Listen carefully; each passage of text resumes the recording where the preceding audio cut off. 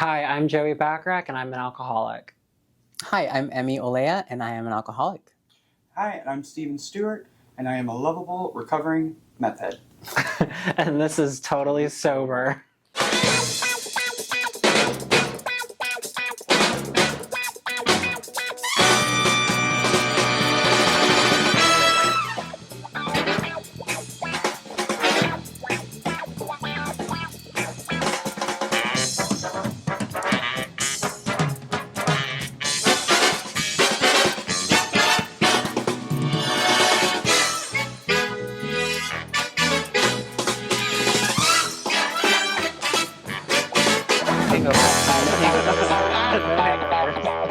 After 30, it's kind of like a physical hangover that you get.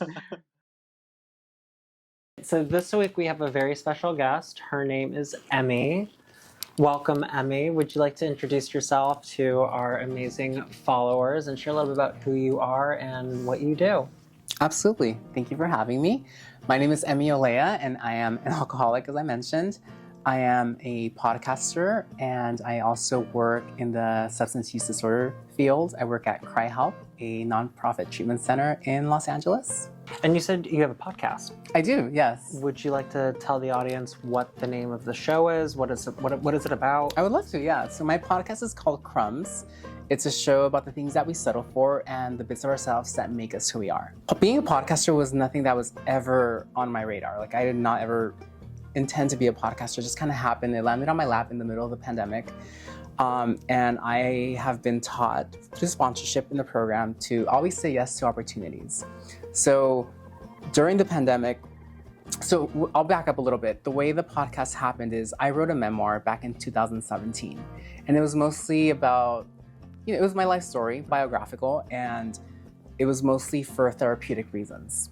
However, one of my friends, she wanted to proofread it, so she read it and she's like, Emmy, you have to keep going. There's like something here, keep going, keep writing. And at that time I had about 84 pages and that turned into 224 pages. 224? Yes. So during the pandemic, when the world was shut down, I went back and started editing. And we started editing, I was working with an editor, and at that point I started shopping it to get a literary agent. And so what happened is one of my friends, he wrote me a testimonial for it, and he called me, he's like, hey, Emmy, I have a friend who would be riveted to hear your story. Can I pass your proposal along to him? And I said, yeah, absolutely, pass it along to him.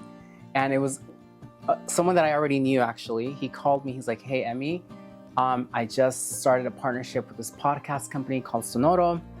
They're one of the biggest podcasting agencies in Mexico.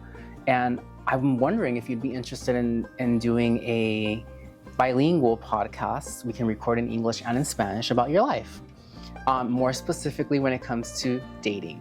And I'm like, interesting. But we were in the middle of the pandemic. I had nothing to do, so I said, sure, why not? And so that turned into months and months of recording. I got to deal with them. And we recorded mostly about my dating life. And the topic was going to be, it was supposed to have a Sex and the City kind of feel, vibe to it. And it turned out to be something completely different because yes, it's a narrative podcast. So we start with episode 1, my first relationship dating as a trans woman. And then I have flashbacks to my childhood and I compare the crumbs that I've settled for in each relationship to a crumb that I settled for growing up with my family because I had a very colorful childhood, if you want to call it that. My mother was a heroin addict, my grandmother worked with the Mexican drug cartel, so there was lots of things that happened. I've lived so many lives. So they were thrilled with that because they're normies, and so for them, like they're hearing these stories were just like, wow, I can't believe you lived all that. So that turned into 6 episodes, 6 relationships, and then we recorded in Spanish as well, mirrored episodes. And then at the end of this podcast series, we recorded 3 bonus interviews. So I brought on my mom and I brought on my best friend, Dana. And, shortly after that, iHeartRadio was interested in the podcast. And so they had a partnership with Sonoro and I was invited to be part of iHeart's My Cultura network, which is the Hispanic subculture of iHeart. And it turned out to be a very successful podcast. Season 1 was nominated for a Webby Award, which is like, I was like, what, me? Yes, you. I was like, someone pinched me. I couldn't believe it, but it happened, and it was just, it's been crazy. They renewed me for a second season, and season 2 we focused more on family dynamics, because a lot of the things that I talk about in season 1 were about my family and things that I lived through with them, my experience, and they loved that. They wanted to hear more, so I recorded season 2 with my mom, and that was the 13 episodes only in English, and it just finished airing recently. So we will be sure to tag, and you have a memoir also. So it's not out yet. It's not published. So when it gets published, we're going to put that out in the universe. Yeah. You have to let us know so we can tag and promote the crap out of it. Absolutely. Thank you. I want to be one of the first people to buy it. Yeah.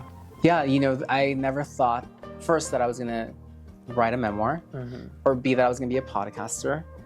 But the podcast thing happened before the memoir came out. So we'll see. More will be revealed. I'm looking forward to what this year has to bring. So how did you come up with the name Crumbs? So we were in a brainstorming session. My executive producer and I, we were talking about titles for the show. And so just in conversation, I said, how funny, I've settled for Crumbs my entire life. And my producer, Margaret Catcher, she's like, that's the name. I'm like, really? Oh, cool. Wow, I had something to do with it. Yes, I love it. Okay, let's do it. So I guess my next question would be, with the title Crumbs, are you able to share a little bit if you end up with, like, let's say, a full cookie at the end? Well, do we have to tune in and read? Because I do like cookies. You know, I've always wanted the whole damn cookie, right? And I've always settled for Crumbs. And each relationship, so mind you, I transitioned when I was 1 year sober. And so I dated a newcomer. So episode 1 talks about that very unhealthy relationship and what I settled for, what I thought love looked like. And I just wanted someone to love me because I had such a interesting childhood. I always felt very incomplete. And at 1 year sober, I didn't have the experience or knowledge of it being an inside job, right? So you see the progression from one relationship to the next. And then in episode 6, in my last relationship, I'm like, all right, I have the whole cookie here, but you'll have to tune in to see what happens. I can't wait. So how many years sober do you have then? I've been sober for 16 years. 16 years? Well, damn. I just celebrated 6, but I can't wait until I get to 10. But so you're 10 years older than I am with sober time, which is amazing. Yeah, I got sober in 07. I didn't want to get sober, honestly. I thought I was too young to get sober. And I went to rehab one, last effort to get sober because I couldn't do it on my own. And something happened, something stuck, because when I checked in, I had no intention of staying sober. I was ready to go out and drink and use and do all the things that I wanted to do, but something intervened, and I know that that was like a higher power, because I haven't had a drink or a drug since. And now that you're on the other side, you're working at CRI-Help, you're paying it forward with people who are exactly where you were 16 years ago, which I think is amazing. That's another thing that I never thought I would work in. Treatment? It's treatment. So the ongoing joke that Andrew and I have, like, all the time, and Stephen was actually there because he was our OG manager at Rainbow Hill Sober Living, was we don't wake up one day when we're 13 and say that we're going to open up an LGBT-specific house, or we're going to open up an LGBT-specific program. It's just not what you think of. So when you're actively using, you also don't think that you're going to be working in treatment all these years later. So I think it's amazing how it comes full circle, and then now we get to be on the other end and like help people. So it's crazy the way it also happened in the middle of the pandemic, because so I moved to Los Angeles to act. That was what I moved to Los Angeles for. And what happened is I was really struggling to find a job that would give me the flexibility to train and to do everything. And you need money. It's expensive. You need headshots, you need training, you need blah, blah, blah.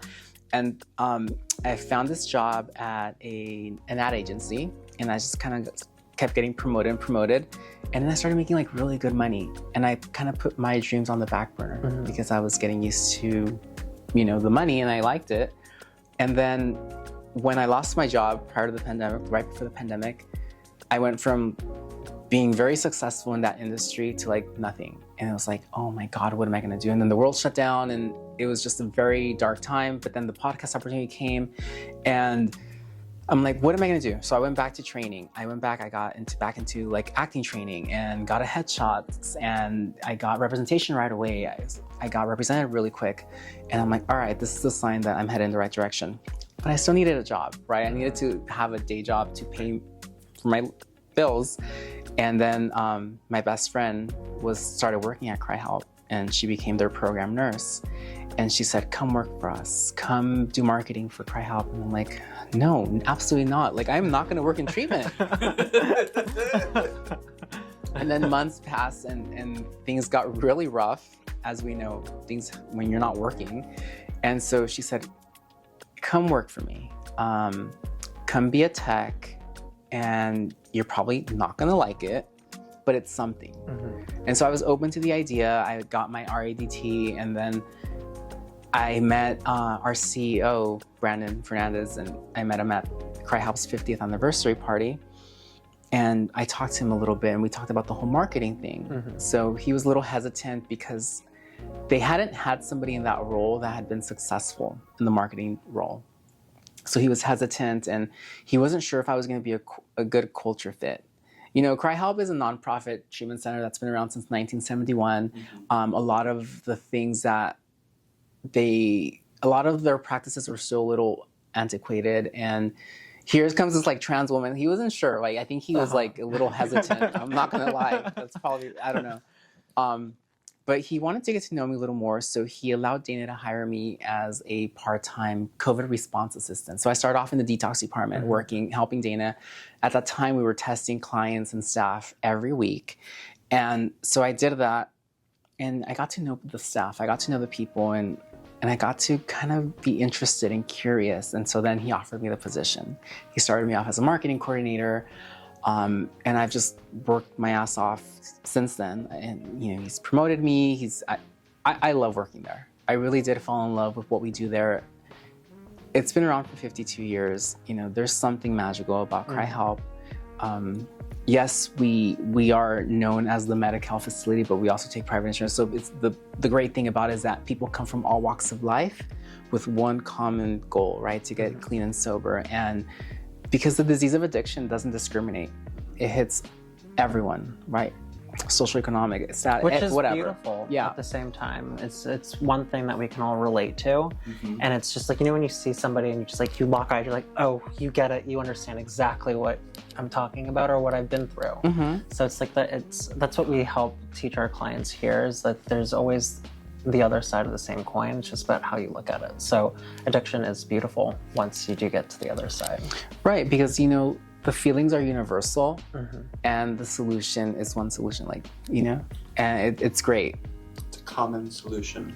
Yeah. That's also the theme for the CMA convention this year, is common solution, which I'm going to be hoping CRI-Help will be able to take clients again to. They went for the first year last year to the CMA convention. And they had a great time. Beautiful. So. Yeah.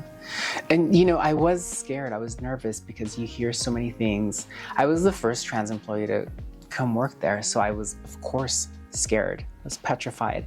And I feel like in the last 2.5 years, we've had like so much progress. Our former CEO retired. My boss who hired me at the time wasn't the CEO. He's now the CEO, and he's very open to just pushing CRI-Help, and he's very open-minded and very forward-thinking, which I appreciate. So it sounds like CRI-Help's been growing and has been in a metamorphosis. It has been, and it's so funny because a lot of people don't know this. The CRI in CRI-Help stands for Chrysalis Reprieve Impact. So we're going through that like metamorphosis, like you said, and it's beautiful to be a part of that. We're continuing to expand. We have a Spanish-speaking facility in East Hollywood called Socorro, and we provide services to Spanish-speaking clients in Spanish. We don't use translators, and there's something so important about that. So when we don't use translators so that you can receive your services in your native tongue. Super important. Super important to meet people culturally where they are with their native language and have a similar understanding of what their lifestyle is like in their culture. It's one of the favorite things I'm learning right now, and I'm taking a class in race and ethnic relations. So that's all. When I heard about Socorro, that was one of the things I was like, that's amazing, and I need to learn how to be bilingual.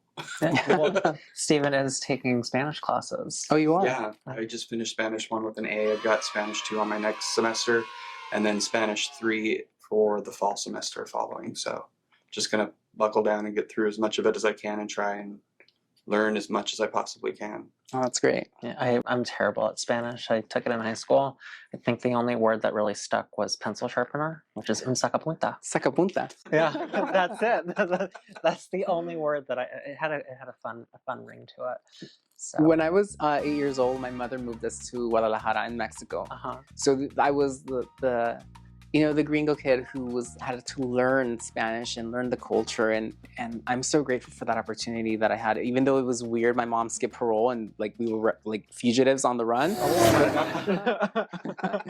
It was great for me because I got to really learn Spanish, write it, and speak it perfectly. So by the time I got back to the U.S., I was 12 years old, and it was like the opposite. Now I had to learn English again, and it was, yeah. But I'm so grateful for being able to learn the language of my culture and the history and everything else that came with it, because it's afforded me so many opportunities in life. Yeah. I am curious, how was it like working with Stephen? So I didn't really work directly with Stephen because I am in the admin floor and he's in detox. Because my best friend is the director of nursing, I come to visit her every single day that she's there. And so our interaction was just like, hi and bye, hey, how are you? Kind of, yeah.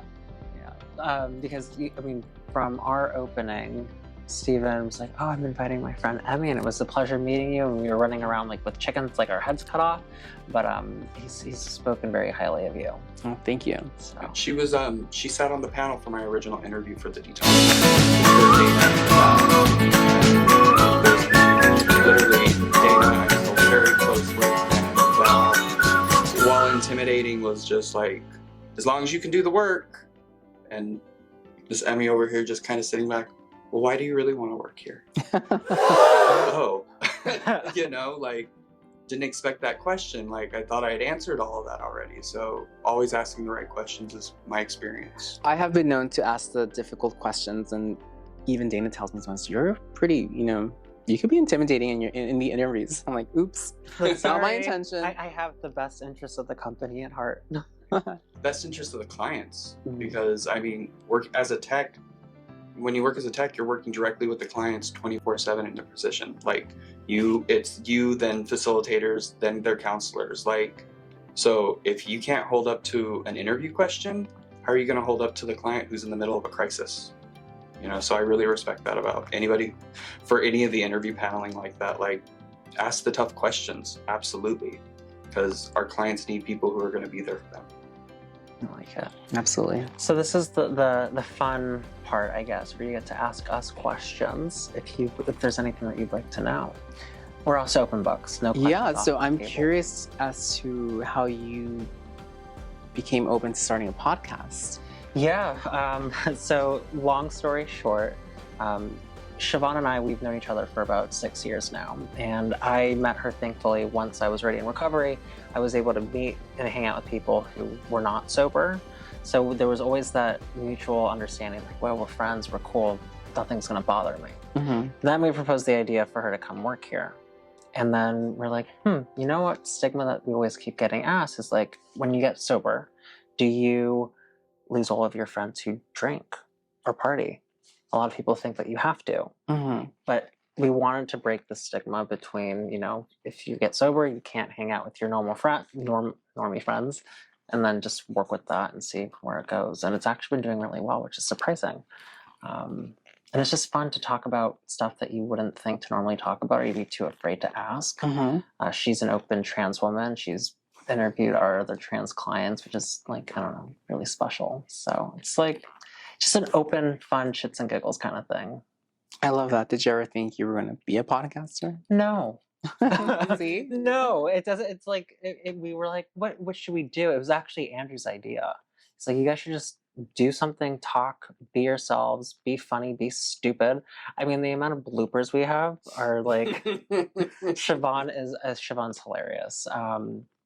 And it's just nice. And then when people do come and they come and tour, they're like, oh my God, that's where you guys shoot. You shoot over there. That's that. That's this. It's like, well, this is just our normal group room. And then that's our kitchen. And it's nice. And when we do have guests, we really, really want to give them the opportunity to share about their personal stories, what accomplishments they've had, anything that they're looking forward to releasing, whether it's a TV show, a podcast, where they work, giving spotlight to programs that are affirming or ones that are changing in the right direction, and being vocal about things that people are afraid to talk about. So, and as I'm sure you work in treatment, there's a dark side to it.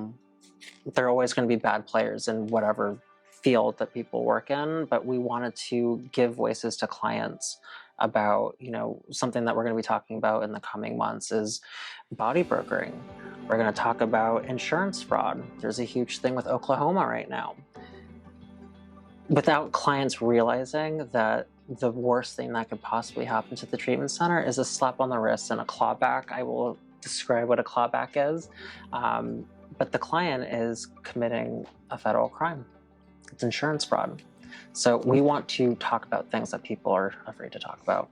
And I think that's so important to bring that into light. Yeah, and I mean, my face is getting red because I get so heated and passionate about it. But it's really upsetting. And Andrew and I, we've also been very vocal about ruffling feathers, and we don't really care.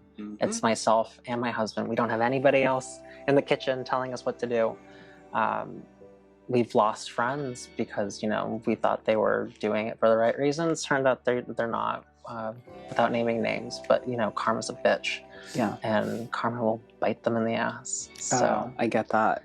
My cheeks got hot. I have to figure out how to put the filter on to make my face. Yeah, and so one of the things that I do is also business development. It falls under my role. So not engaging with those centers, it was for me very...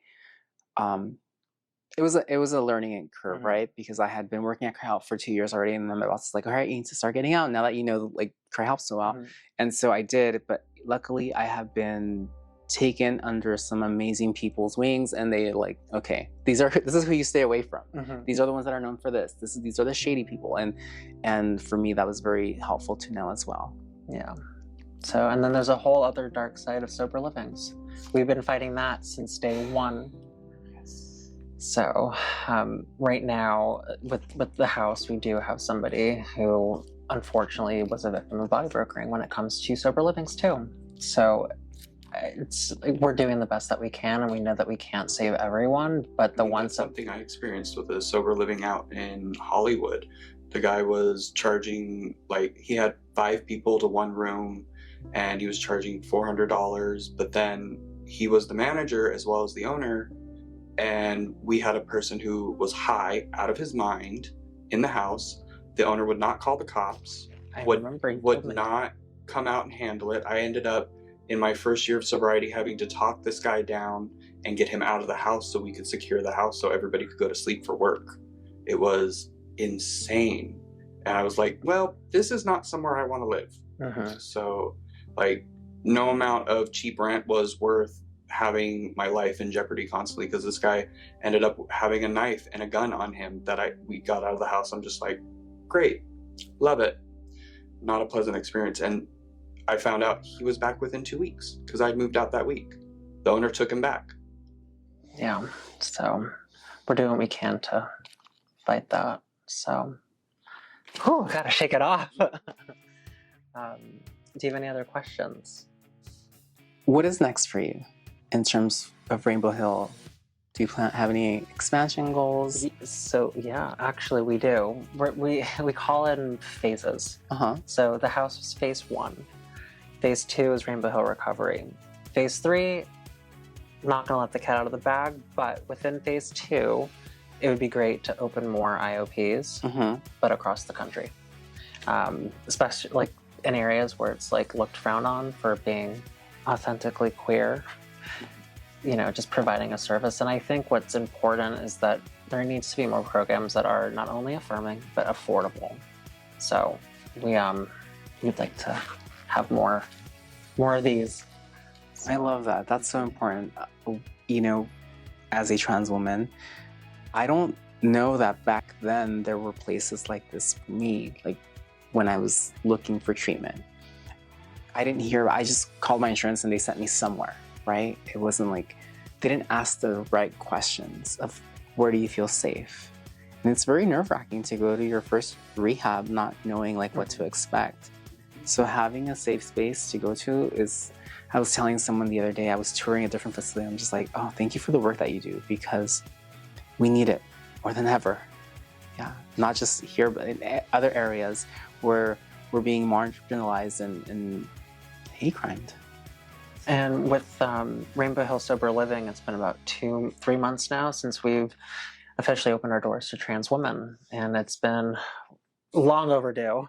But we're so happy that we did that, and it's something that we're really proud of. And then with here, we do offer tours in person before people sign up, because I think it's important that you get to connect, show them what you're all about. One thing online can say something completely different. Photos could be photoshopped, you know, but here it's like, come on, welcome home. We'll give you a tour. If you decide to join, great. If not, here's a list of other places that are LGBT affirming. So we actually care. So I love that. That's one of our slogans at CRI-Help. We care. we care. Yeah, I love it. It should be universal. Yeah. And you know, coming in there, like I said, I was very scared and intimidated. And I ruffled some feathers for sure because I came in with new ideas and things that fortunately they were open for progress and to move forward with. And I was nervous. I was like, shit, can I cuss on here? Yeah. I was like, you know, I'm ruffling feathers. People are not going to like me. But, you know, the thing is, like, I took it back to what I was taught in my program, right? The common welfare of the group, like our tradition one. Like, what's the common welfare of the group? Well, we are people who come from all walks of life, and we need to continue educating, and we need to make people who come who are LGBT or queer feel safe in our space as well. So that was very important for me. Otherwise, I wouldn't have probably lasted there. I would have probably left. So making waves, I like it. Changing things for the better. So I guess my next question for you is, what advice would you have for anyone? They don't have to be LGBT. Anyone who's now just starting their journey. Because you have 16 years. And you said that you're, maybe I'm not going to be sober. So yeah, that was my thought when I first got sober. I don't think I want to, you know, I was in my 20s. I didn't want to be sober. That sounded like social suicide. And when you get here, find your people, find your meetings. It's really hard. It's like finding a therapist, right? You have to have the right ones. For me, that was so important. I fell in love with the fellowship right away, and I stuck to that. And, you know, all of my closest friends have come out of that. Yes, the fellowship is one aspect of recovery, but it goes a long way. It's super important to find your tribe. For me, I got very involved from the very beginning with, and I had so much fun. I learned how to have fun in sobriety. You can have the same amount of fun because you can go to raves, sober dances. Trust me, they're not cheesy. They're a lot of fun. These alcoholics, these addicts know how to party. Yeah, they do. We do. And so, you know, I've got to travel all over the US to go to conferences because that's where we have so much fun, so much camaraderie.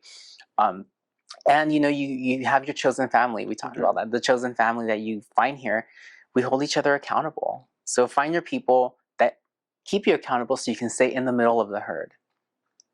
I think that's amazing advice. Yep, solid. Where were you when I was getting sober? So on that note, thank you so much. Thank you. Oh, thank you for having me, of course. Appreciate it. Thank you for filling in. Oh my God, I just went country.